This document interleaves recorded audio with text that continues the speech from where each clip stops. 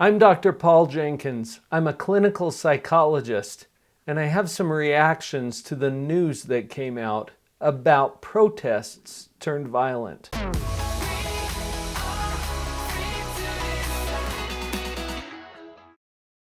At the time of this filming, some of the current news has to do with the death of a young man named George Floyd, and protests that erupted all over the country following his death. Protests about police brutality, protests about the way some groups in the United States and other countries continue to be marginalized or discriminated against.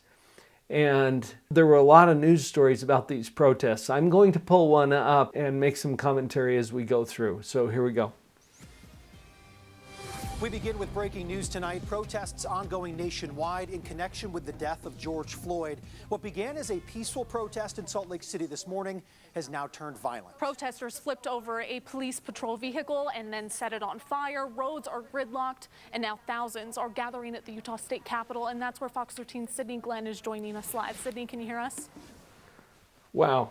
Let me give you the context around when I first heard this story, because I was vacationing with my family in Eastern Washington. We're visiting my son and his wife, and we were out of town. Now, I live in the greater Salt Lake City area, and this news story out of Salt Lake City that protesters who began a peaceful protest for a just cause, I might add, the protest escalated to a point where a police car was flipped over and apparently burned. As this news story unfolds, it shows footage of people very angrily marching around, confronting other protesters or officials. There's a police car burning in the background. I won't show all of that footage. I think you've seen similar stories. First of all, this was upsetting to me to find that this was going on in my own backyard. And it's upsetting to me on a lot of different levels. My initial reaction to this as a psychologist is that people have valid points. And when they're not being heard, they turn up the volume. I also was upset when I heard the news stories about a week earlier about this young man who had died after being retained by the police. I don't know all the details about that story, but there's a lot of people who felt that that was unjust, unnecessary, and from what I can see from the news stories, I think they have a really valid point. So the protests started to happen, not only in Salt Lake City, as I saw in this particular clip, but in cities around the country and even around the globe. People came together to say, hey, we need to pay attention to people who are being marginalized or people who are being unfairly treated or discriminated against. I think that was their main message. And as they came together, things started to escalate. I want to play this clip just a little bit farther to show you what I saw as the news stories came through. Yeah, right behind us, the SWAT team has just showed up. I'm going to get out of the way, and my partner behind the camera is going to zoom in. Now, right where you see that SWAT team is where a Salt Lake City police officer cruiser is sitting in the road burn. Now, it looks like they are talking to a couple of people. Full riot gear. You can see the Salt Lake City vehicle there. Looks like some sort of armored vehicle that they have. There are a couple along the street, but all through this area they have been vandalizing all the track stops that are here at 200 East and 400 South, right in front of the library. I don't have to show very much of this to explain how this impacts me. This is in my own backyard. To see police dressed in full riot gear, to see a burned out car, to see the broken glass, to see the people who are so upset that they're turning to violence. Here's where I want to go with this.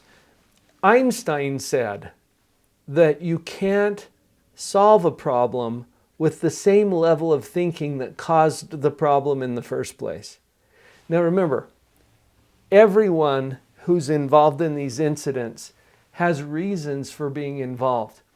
There are valid arguments and points of concern that I think need to be heard. As I was watching this, I asked myself, okay, why did it escalate to this point? Because really, I think the people who were involved in the protest were not there to cause problems. The news story said that it started as a peaceful protest. But the escalation occurs when people feel that they're not being heard.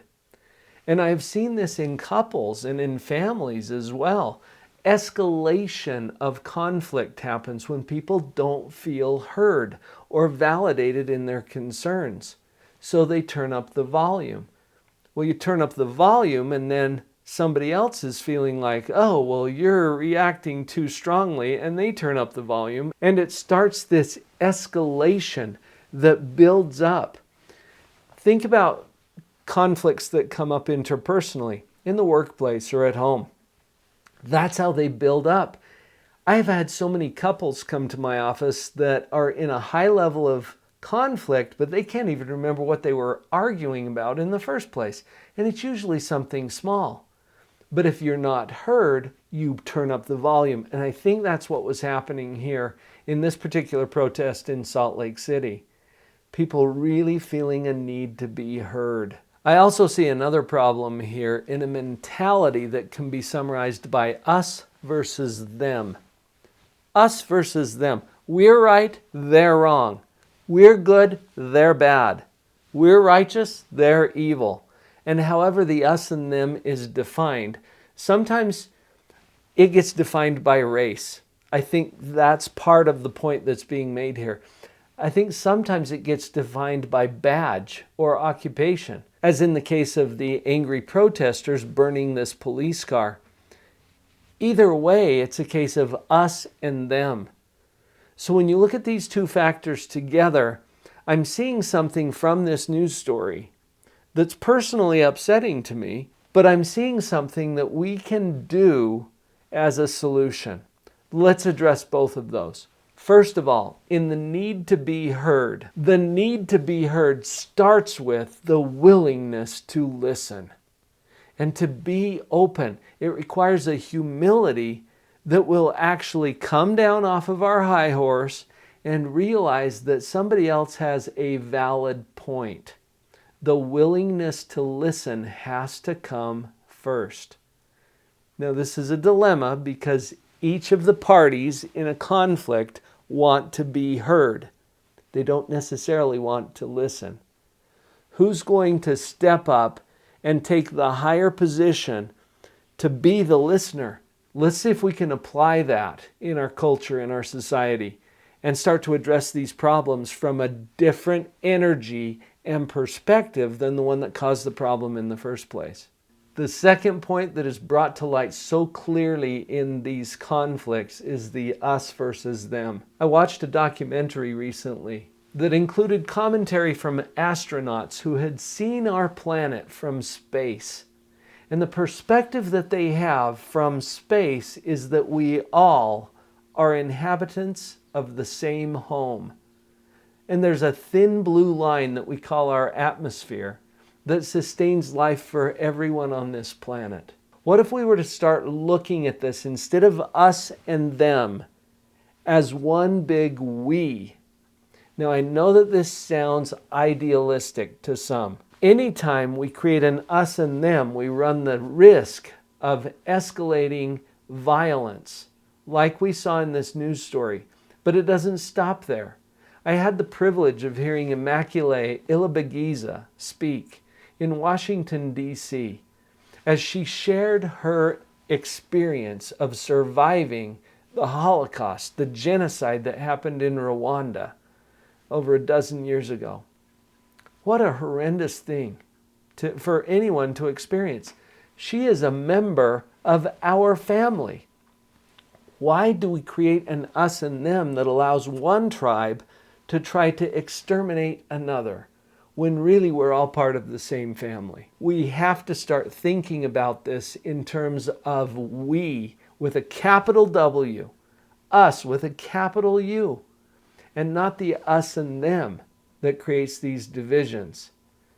For anyone to single out someone because they're part of a particular race and treat them unfairly or unjustly or take away their life is a crime against all of us. And for anyone to identify a characteristic about the person who did that and then beat up on the group that characteristic represents, for example, police brutality. What if we just delete the word police and we stand against brutality to any member of our human family, whether it comes from a person of a particular group or not? And we can always identify distinguishing characteristics, but you know what? There is more that makes us similar than what makes us different. We are all citizens of the same planet. We are all part of the same family. We have to start thinking that way. You might be thinking, I can't really make a difference. I believe that you can. I believe that we can. I think it was Nietzsche at first that said, it's better to light a candle than to curse the darkness.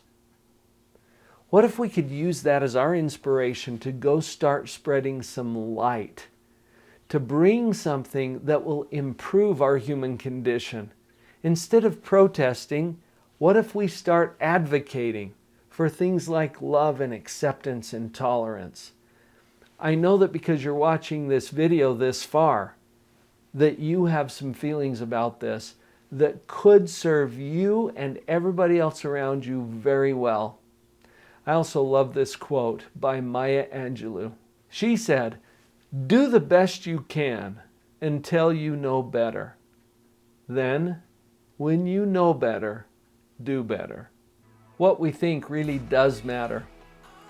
Let's band together to support principles like respect and love and tolerance. We're all in this together.